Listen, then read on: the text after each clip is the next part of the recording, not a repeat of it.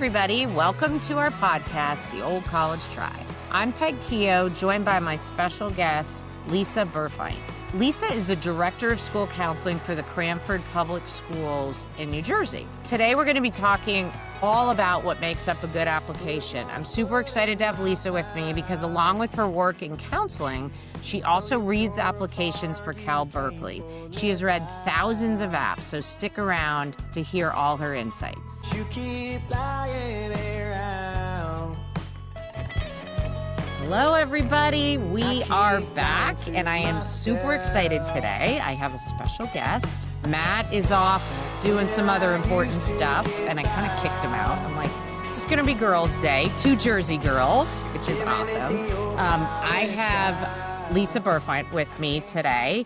She is the Director of School Counseling for the Cranford Public Schools in Jersey, born and bred. And she's also been a long-time advocate for College Aid Pro, met Matt Carpenter and Billy Rabbit like years ago, right, Lisa? Years ago. And we've been so excited to be able to educate all the families in the Cranford School District, not far from where I grew up. So super excited to have Lisa here today. We are going to be getting in the weeds about college applications. And she has her expertise as the Director of Counseling for the district, but also, which is super cool, is she's a reader, and we'll get more into that if you don't know what I'm talking about, but she's a reader for Keough Berkeley, for their apps. So we can get 2 perspectives and just talk to her all about college apps and, what are good apps, what are the no-nos, if you will. And just, I know I'm going to learn a ton, and I know all of our listeners will too. So super excited to have you, Lisa. Do you want to just take a minute, say hi, introduce yourself, and then we'll get rolling? Sure. Thanks for having me. Oh, of I'm course. happy to be here. As Peg said, longtime counselor, started out as a school counselor in high school, continued on to be a director, have been a director for about 20 years now, and have almost about that long relationship with College Aid Pro, bringing them in every year to do our financial planning, and, have had a terrific relationship with them. So just like I said, excited and happy to be here. Yeah. So if we have any counselors listening, we partner with a lot of high schools. Lisa was one of our first. And we just, like I said earlier, we love to come in and educate your families and kind of support them and support you. Because you guys, I remember when my kids were at a big public high school, I was just like amazed at the counselors and how much they had on their plate. It was just crazy. So before we get into the nitty gritty, we're going to do our fun thing that our listeners know. So Lisa wants to share a song. So instead of me doing it, we're going to have Lisa do it. So why don't you share your song for everybody? Thank you. Definitely not singing that, but one of my favorite songs is from the Dave Matthews Band. It's called You and Me. And I will say it is my new wedding song. It wasn't my original wedding song, but once I got married and had kids, there is a line in the song that says, "We're going to teach the kids how to fly." And ever since I heard that, I knew that needed to be my family wedding song. So that's it. Also, it kind of is tied to your career, right? You're Yeah. helping kids, all the kids that you work with through the years learn how to fly too, right? So that's Yes. cool. Well, thank you for sharing. All right. So let's get into the topic now.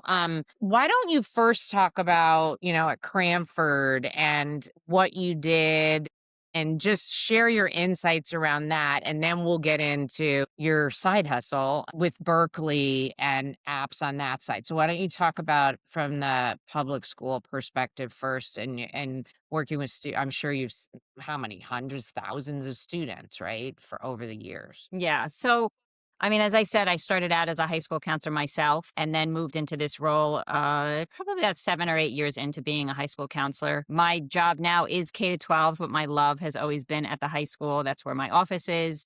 Obviously, I stay interactive with the kids. There are many schools that have strict college counselors, which is great to have that resource. I believe strongly that, we look at the whole child. So I make sure all of the counselors that work here at the high school are sort of armed with all of that college prep search information and can support really the entire child, because I can't separate out their mental health needs, their academic needs, their college plans, their family history. That's sort of all part of the package. So our college search and application process really starts from freshman year and sort of, making that connection to school, making sure kids have that balanced activity resume sheet, because that all plays into what that search is going to lead to in junior and senior year. Sophomore year, we focus on kids' strengths and interests, again, tying into what kinds of careers that would be once they graduate. And then junior, senior year is obviously like a big focus on what those strengths and interests and activities outside of school and what that means as far as putting together a college list and where they're eventually going to apply. Yeah. So tell me, you mentioned family history. Can you just get what is that? What do you mean by that? So it could mean any one of a number of things. When we talk about family history, sometimes a student's college search is guided by who their older brother or where their older brother or sister went, Hmm. or where the parents went to, or what the expectations are of the parents or the guardians versus where the student wants to go. And even as simple as, the student may need to get as far away from the families as possible and go Uh-huh. across the country, or, may need to go somewhere that's within commuting distance to home. So when I talk about the family history, that all kind of rolls into that college search process. And then, Yeah. of Yeah. course, family history is also just, which is where you come in, is the finances of like how a family is going to finance the college tuition, room and board. Yeah, yeah, because I think most people, they just focus on what do you think you want to study, And of course, that's important. And some kids don't know. And I don't know what the stats are. You probably know better than I do how many kids change. I mean, I 80, did. 85%. Yeah, yeah. I remember my nephew, who's now graduated from college, was really stressed out about it in high school. And I said, Nick, look at your mom and dad, my sister, my brother in law, and your Uncle Bill. And me. Only one of us is doing what we studied. My brother in law, who went to med school and he's a doctor still, right? So I said, don't worry about it. I guess that's a key thing of when you're looking for schools to make sure that you have a school that's not narrowly focused in case you do change. But that's another podcast and figuring all that. And that's even more complicated now with AI and industries are getting shifted and jobs are We're prepping going our kids away. for jobs that don't exist yet. So that's tricky. Exactly. Or yeah, you don't want to get prepared for a job that's going to go away, but how do you always know? And we Right. don't have a crystal ball. So yeah, yeah. So that's it's I always say it's a lot different from when I was a kid. I'm probably a little older than you, Lisa, but I literally remember driving to Penn State with my best friend and my mom and then filling out the application in the back seat with a pencil, sticking it in the mailbox, done. Okay. There was no stress. It was just easy peasy. And it's just different now. So Exactly different world. right or wrong, it is. So all right. So that's super helpful. So when I'm talking about Cal Berkeley, so kind of set the stage because I would think a lot of people they don't really know what happens when an application gets sent to a college, and you can speak to they don't all do it the same way. Just like they don't do your financial aid package. I mean, it would be so easy if they were all the same how they did things, but just kind of set the stage on that. Like somebody sends in an application, like what happens at Cal Berkeley and what do you see different at other schools? Like, what's really happening with that application? I think, yeah, from this side of the desk as a counselor or even from the family side, I know it's very hard to believe that colleges actually do read the entire application. I speak from experience in that Cal Berkeley does read the entire application. I know there is this common belief that, such a large school or the school gets 150,000 applications every year. So certainly one of the biggest and most popular schools to apply to, possibly look at anything beyond the numbers. So I can't speak for all schools, obviously, but I can speak for UCal Berkeley. We go through a very intense training to make sure that we are looking at every piece of the application, including the grades, of course, but also in where the families are from, what their backgrounds are, the personal interest questions. We're looking for lots of different holistic characteristics that can appear anywhere in the application from, like I said, from their grades to their activities. The holistic characteristics include things like leadership, cross-cultural engagement, love of learning, persistence in the face of a challenge. So there's a lot of different characteristics that they really look for. And like I said, that can be seen in lots of different parts of the application. So it truly speaks to evaluating a transcript on a holistic level. So it's not going to be that one perfect Cal Berkeley doesn't even look at test scores. They don't include that as part of their admissions process. But It's not just because you're a straight A student, you're not necessarily going to get in. Or if your grades are not the best, that doesn't mean that you don't have a shot at getting in. Because, like I said, they're looking at a lot of different factors in the evaluation of that application. That's interesting because I do think if you were going to stereotype, most people would say, well, the privates will really take the time and holistically, like you're saying, look at an application. But, Cal Berkeley's, part of the UC system. And actually that's great to hear that they do take the time to look at that. I think I know the answer to this, but I'll ask anyways, just for everybody to hear. Is there a specific part of the application that you think is the most important? Or is it truly they all mesh together and then you get this idea of who this kid really is?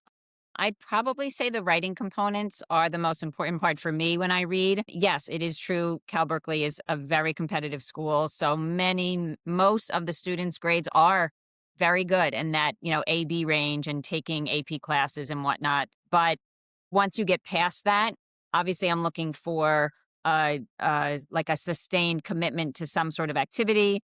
That's important, not just like an hour for this and an hour for that you had some sort of leadership in whatever the activity. So it's not the breadth of the activity, it's the depth. I don't want quantity, I want quality. But really those writing samples speaks to who that student is as an individual. It's the student's opportunity to let me get to know them better or breaks the application for me.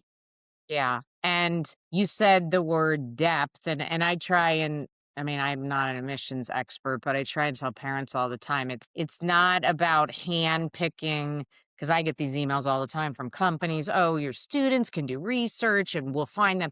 It's like, but the kid's not finding that. That's not what the kid really cares about. You're kind of buying an activity and sticking it on your resume. And I would think when you're a seasoned reader like you are, that probably comes out, right, in the app that, they're just not 10 minutes here and there, but you're just trying to find things that, like, oh, that'll be a good thing to put on my application. So why don't I go do that for this summer?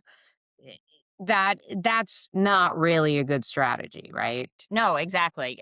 I think my favorite applications are to read are to the ones where I can see like a theme of the student's personality or the theme of their interest, whether that's political science or medical or, love of history, something like that. It's not that it doesn't matter what they do, but it is like, can I see their inner soul when I'm reading the application? Right. Yeah. And Yeah. also important to know, and I should have mentioned this before, when we do read the applications, we're reading by territory. So I know there's also that misconception like, oh, that school admits, that school likes us. That school admits, so many of our students or whatever the case may be.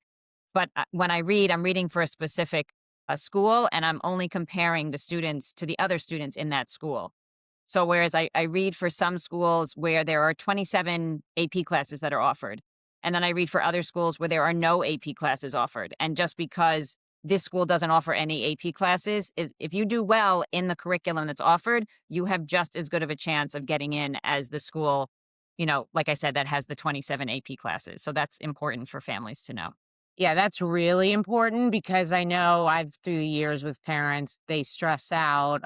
Well, we don't have very many AP. I'm like, it's okay. A profile gets sent from the high school. They know because you don't, as a reader, there's probably high schools that that keep coming up year after year, but then there could be some random high school in Nebraska that you're not familiar with. Lisa will know, is the point, because you can look at that profile. And, I always tell people, colleges want somebody who's challenging themselves. And correct me if I'm wrong, because I say this. Maybe you're gonna say, don't say that anymore, Peg. But I say, colleges would rather see a B plus in a challenging class than an A in, if there's honors or AP, like when I was a kid, they called it honors. They'd rather see a kid who goes, yeah, I'm gonna stretch to the honors. Yeah, I got a B plus, but I didn't just sit in regular track and breeze through with A pluses the whole time. That is true. Right. Yeah. We want to Yeah. see where's the growth, where's the potential. Are you willing to go that extra mile? That's important. Yeah, yeah, and then, that shows it shows a lot of great things, and, as Lisa said, she wants to know the student's inner soul. Feel like when you get through an app, you kind of know the person, and you kind of like them, or you kind of see how they've handled challenges or whatever it happens to be. I think the other thing that probably comes through for you is like authenticity, right?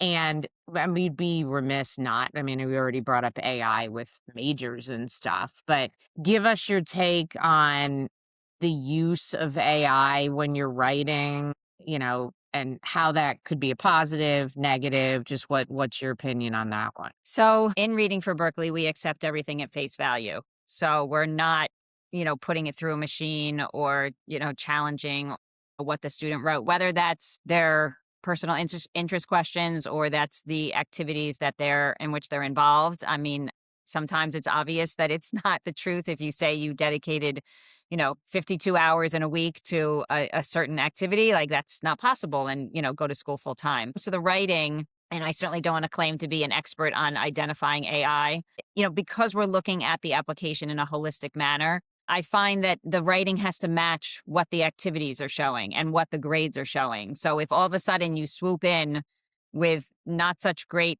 academics, but you have this beautifully written personal interest question, I'm not saying it's wrong or that I don't believe you, but it doesn't present that whole application as the same student. It's like I'm Yeah. reading two Yeah. different students in the same application. So again, I can't say that I can identify all AI, but you see a theme.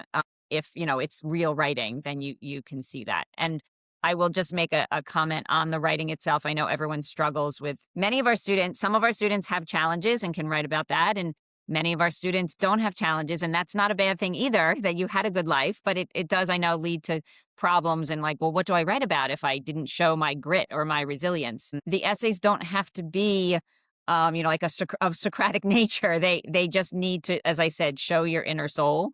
One of my favorite essays that I read was about a student who explained how they ate goldfish in those little Gerber plastic bowls that you used as a child, because instead of reaching into the big box of goldfish and then there was like no end to it, he would put the goldfish in a bowl, and that showed him moderate, like everything in moderation. And so that was the message. And again, that's not like an amazing essay topic, but it told me something about the student that like they Right. understand everything in moderation. So Yeah. I think that's an awesome example. And the takeaway there is you don't have to go to Istanbul and do this, that, and the other thing to write a good essay. Some people might do that and they write a great essay. But yeah. to your point, I mean, that's awesome. I know another one, girl who I worked with years ago, and she wrote about drinking tea with this Russian woman that she knew in the United States. And even the way she paragraphed it, it was just so cool. And it was just this story that just sucked you in, but it was about drinking tea. Right. So that, yeah, that should be not be a stressor. I thought this woman that wrote a book about writing essays, and we don't have to go down this rabbit hole because that's a whole podcast in and of itself. But I've heard her or counselors that'll just say to kids like, "Look around your room. What's on your Mhm. walls? What's on your bookshelf?" Like, Right. What does I'm that like say? a huge whale freak. If somebody asked me that, I'd be like, "Well, there's this whale." Like, tell me about that. Why do you? And then it helps kids get to your point, like their inner soul, and it doesn't have to be a grandiose. It really doesn't. And I think it's great that colleges have people like you train them intensely to really look for that. And that's where you don't have to stress if you get a B plus. I think there's this so much stress on kids around having just being perfect, which nobody is. Like there's no such thing. And all these things that they think colleges need them to have, when all they really need you to do is be authentic, be yourself, show up in the app that way.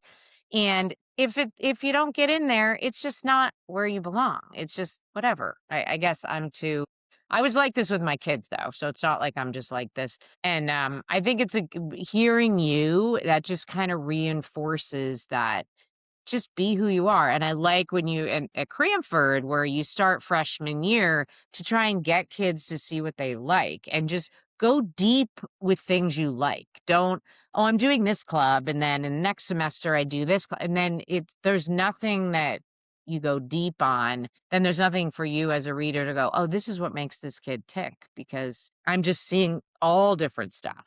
That's what Right. I'm hearing you say. Yeah, I mean, to that end, as much as the student wants to present themselves in this perfect, like you said, this perfect nature, this perfect world that they are, the schools one are looking for certain personalities and certain characteristics. And if you present yourself in a certain way, you're going to get onto campus and not be happy because now you're presenting yourself as something you're not, and the college has accepted you based on that.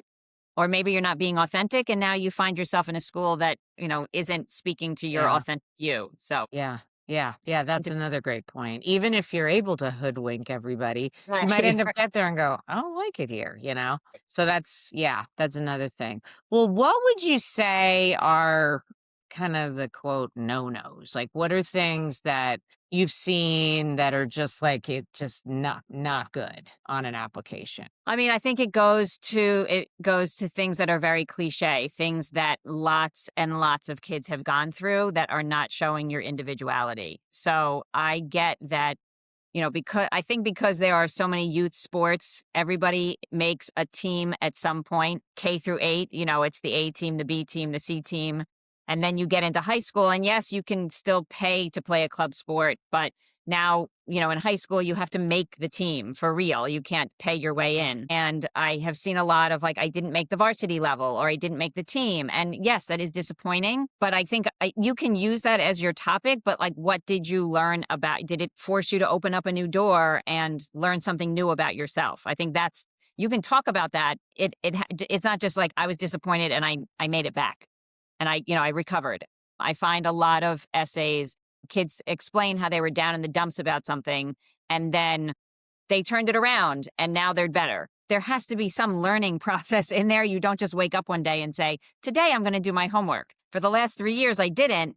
Yeah. Now I decided I need to. So like Yeah. you get into the grit of that and explain, how did you get to the point where you decided school was important? Or how did you get to a Yeah. point where okay, baseball was my life. Now it's not anymore. How did you get to a point where now you run cross country or now you crochet or now you bake or like whatever that is? I want to hear about the process, not that you made that decision. Yeah, yeah. And again, it's that common theme. You want to understand their inner soul. So, Yes. anything else that you see on apps where you're like, this just it's not going to help the student, or is that the main thing? Sometimes I find like at the end of whether they run out of things to say, like the end of the essay will be like, well, and at this school, I'm going to do X, Y, and Z. I really want to know what they did. I don't want to know what I know that there are great opportunities at UC Berkeley. I don't need to hear how you're going to take advantage of that. That's why you're applying. So I Yeah, want to hear more about like the present tense and like what you've done in the past. Oh, and also, at least for Berkeley, it's very important to know what you did in the 4 years in high school. A lot of times kids will talk about a challenge or a something that happened in kindergarten or in second grade. And now they've recovered from that, which is great. I don't need to know so much what happened to you when you were 8, unless obviously it's something like catastrophic that you had to work through. So yeah, focus more on high school and what happened in high school. That's more yeah, relevant. yeah. Okay. And that's probably, to your point, unless it's something that carried through all the way to high school, that's probably true for a lot of schools because they're Yes. admitting, the 17, 18-year-old, as of now, and they want to know Right. that Kids change a person. lot. So, yeah, So yeah. what you were at 8 is not the same as where you are at 15. That's more important where you are at 15. Yeah. Does Berkeley have that question of why us? Do they have that question on their application? They don't. They do Okay. they do Yeah. not. Do you find with your work with other kids that I always say that's probably an important one and have some real answers there, not just, oh, it's a beautiful, beautiful campus or their comp sci program is number one. They already know that, but would you, Exactly. yeah, yeah, Exactly. Yeah, tell them so in looking at a school, if you can pretty much superimpose any school's name into that sentence, that's not a good sentence to have. And like you said, they know they have a great engineering program or chemistry or, you know, business school. You can certainly match your interest to what the school is offering, but that would have to be very individual. Like they offer this particular track of a physical therapy 4+2 program, something, that. But again, a lot of schools offer that. So that would have to be like so specific. I think, again, it goes back to like, we want to know who you are and that you have that potential to grow at, whatever school you're going to. Yeah, or I tell people, like, if you talk to a professor and they're doing certain research or something like that, that you've already kind of dabbled in high school, that's powerful because it's like, Hmm. oh, wow, this kid really knows and did this and that and has a ton of demonstrated interest and took a lot of initiative, but Yes. again, that should be something that's genuine, not let me go find some guy and then pretend I'm interested in that. Right. I just think, kids should just be who they are and then they're going to end up where they belong. I mean, there's so many great options in this country. I Four mean, and things. they don't have to be the top 40 schools that we all know, right? There's Right. just there's just so many great schools out there. So wrap it up. If we were gonna say like, and I have a bunch of notes like I always do when I have people on with me, but what would you say from all the great stuff you've shared, like one or two like main takeaways for, let's say for the student who's doing the app, and then maybe, one for like a parent who's guiding the student. Okay, first I will say there is no one school for one student. As you Yes, said, love it. it's there are, oh, I think about 4,000 schools in the country, and yes, when you step foot, I know that many that common phrase, "I stepped foot on the campus and I knew it was for me." And yes, you will be happy at that school, but you will also be happy at other schools. There are a lot of schools that offer very similar programming, or they're in the same climate, or the same size, or the same distance from home. You can find more than one school that will make you happy. And yes, we work very hard as counselors to put that list together for you so you have a choice, but it's not this school or bust. It's just it shouldn't be that way, and you shouldn't go into it with that feeling. Yeah, this school or my life is over and I have to go on Right. social media and I'm just a mess. Yeah, that's Right. just not Right. Because I exciting. think also when you start the search process, there are a lot of factors that you don't even know about with the school. So, for example, if you do get into that reach school, like that might be great for you. But now maybe you came from high school and you were a big fish in your school, and now you're going to a very highly selective school where you're a little fish in a big pond. And so you might think that you would be happy there, but maybe there's another school that offers you terrific merit money. And now you get to design your own major, or you get to live in this newfangled dorm, or you get to register for your classes first. And that can totally change your experience. So where you think you would be happy, you have to wait to make that decision until you have all the pieces to the puzzle, the financial piece and all that other, of that. I actually think that's really insightful because it's also what type of kid are you? Like when I hear you say that, like that was me. Like I was a big fish in high school, and then I went to this school and I was like, "Oh my gosh, these kids are really smart. They're using words I don't even know." And I had to up my game, which was fine for me. But some kids might get there and be like, "I don't want to graduate with a B. I don't want to be," and like I didn't care, right? And I was just this happy-go-lucky high school kid and showed up and was like, I gotta take it up a notch. And every kid has to take it up a notch because it's college, right? Your parents are paying all this money.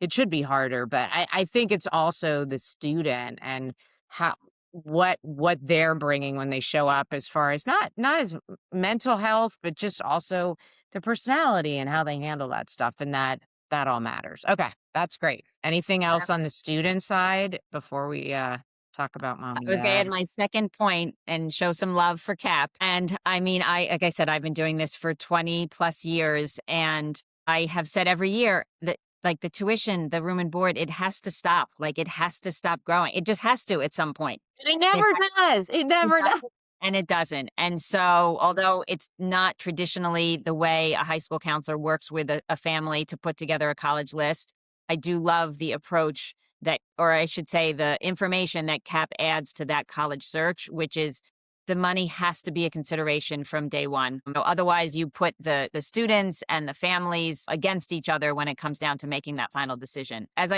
Harkening back to my first point, which is that there are multiple schools where kids will be happy. So include finances into that equation to make sure that you can be happy and can afford to go to whatever school you want to. Yeah, you don't want this to be a senior year, and I've seen time and time again through my years with this where it's like, okay, now we have award letters, fix it pick. And I'm like, I can't fix all of this, right? And it just kills me because I see these kids and these parents that are super well intentioned, and I know it's hard to not make it emotional, but to your point, like in an ideal world, You don't go on campuses or any of that unless it's just fun and you're an 8th grader and you wanna just go see a campus, that's all good, or a freshman and you're not. You gotta understand the finances, you really do. Maybe not the nitty-gritty, but you could be shopping for Maseratis, literally, and you have no idea, and then it gets really hard with the parents and the child because it's like, "Uh-oh, we're gonna make bad financial decisions to make this work and have to work till we're 80, or we're gonna have to say no when we could have known this. We could have known this and set expectations for our child." Yeah, I think that's great. And more and more counselors that kind of adopt that thinking like you do. You don't have to be an expert in this, but you got to get parents to, it's hard because it's your kids, right? And you want to make them happy. But yeah, I did it. I did it with my two, and it was really clear. And then it was easy. No, we're not even visiting that school because it's 20,000 more and the program is the same and you love this other school. It made it easier, and they knew that was what the conversation was. So, speaking from experience, it does work. So, thank you for that plug for CAP though. Oh, Appreciate it. that was easy. So, what about parents? Last but not least, what do you think? I mean, you have kids, you've been through it, I've been through it. Like, what do you think that the best way for them to show up in this process, to support their kids as they're going through this? I think one of my favorite expressions is prepare the child for the path, not the path for the child. Yes, we certainly want family. We want family support. We want families to partner with their kids and make these decisions together. Just don't make the decisions for them, because in the end, they're the ones obviously who need to spend the 2 or the 4 years at the school. And so no amount of snow plowing or helicoptering parents are going to be able to make that child happy once they get to school. So you have to do a lot of listening and a lot of honest conversation, and yeah, just take it one step at a time. Yeah, and maybe, like, don't have I'm sure you've seen this, and it's probably well-intentioned, but parents kinda know what they want their child to do, and then they just kinda and they think it maybe is the best thing for them or whatever the reasons are. Sometimes they might not be great reasons, sometimes they might be very loving reasons, but we were talking in the green room before we went on, but the whole thing, and you said it with Dave Matthews, like, it's to let them fly, right? And you don't want your child going somewhere where they're gonna just crash and burn and they just don't get it because 'cause they're 17, but I think a lot of times parents are maybe they honestly didn't make a good college choice, and so now they're trying to write it and live a Right. little vicariously through their kids, and not in a bad way. So it's just, I think, a lot of deep breaths and seriously not making such a big deal out of this because it just, there's books written about this. Like, where your child goes to school is not going to make their life happy, however you define it, income, mental health, changing the world. That's not gonna do it. That's just a chapter in their life, and in my opinion, every school, if you go there and you leverage the faculty and you leverage everything at that school, you're gonna thrive, you're gonna be marketable when you get out, even in this AI world. If you go to college and do what you were talking about, Lisa, that they should show on their application, be yourself, keep digging, keep doing things when you're on the campus. You can do that at Western Washington University or you can do it at Harvard. Like I love to say Zuckerberg left Harvard. He didn't need Harvard to go do what he did, right? Um, It was him. I mean, in this world, not obviously, I know like counseling is in my blood, and knowing math and knowing science and all those things, obviously, like we have some like super smart rock star kids out there who have the highest IQs, but without those soft skills, you're not, in a world where, like I said, those jobs that you're going to get don't even exist yet, or the job that you're preparing for is no longer going to be there. If you can fall back on, like, I'm a lifelong learner, and I can also talk to people, and I know I have a drive and I have a grit and I have a resilience, like that, you need those skills. Then yeah. whatever you decide to do, you're gonna be successful. Yep, yep, and you're used to, honestly, you're not used to, but you're familiar with failure. Because I always told my kids, "If you haven't failed, you're living way too safe. Because you should be failing and figuring out it's just a growth opportunity. No is a growth, being told no, I mean, all of those, I mean, this is more mindset stuff, but I think it's just hugely valuable because, things happen, right? Stuff happens in Yes, life. they As do. usual, we go off on little tangents, like I told you in the green room. But anything else you want to share? This has been really great. I know it's been valuable for our listeners that have kids that any, seniors, you're done with that part, but everybody else, right? And you might have younger kids. If you have a senior, you might have one coming up. So any parting words before we say goodbye today? No, I like the deep breath though that you mentioned. Just breathe Yeah. deep. You need a lot of those. So Well, you need it when you have high school kids anyways. I remember with my that's 2, true. some days I was, like, kinda sobbing that they were leaving, other days, like, "God, I'm gonna kill them. I can't wait for them to go off to s" and then they come back from college and they think they know everything and they'll get their dishes when they want, and that's a whole 'nother Yes. chapter.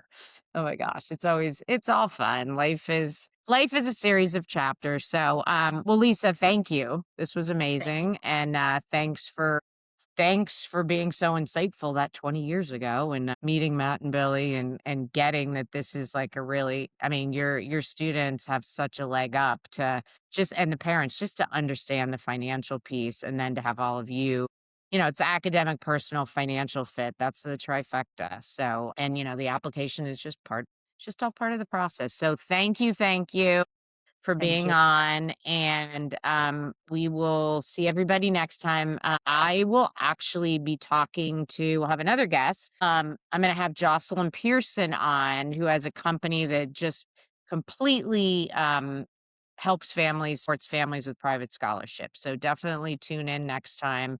I will be picking her brain. I mean, we talk a lot about private scholarships in CAP, but this is what she lives and breathes and how she put herself through college. So it'll be a very, very interesting conversation. So we will see everybody next time. Thank you. Thanks for listening to today's episode. If you like what you heard, please follow us, share the show, or maybe even send it to a parent or counselor who would enjoy it. I'm your host, Peg Keough, and I was joined by our special guest, Lisa Burfeindt. Lisa is the Director of College Counseling for the Cranford Public Schools in New Jersey.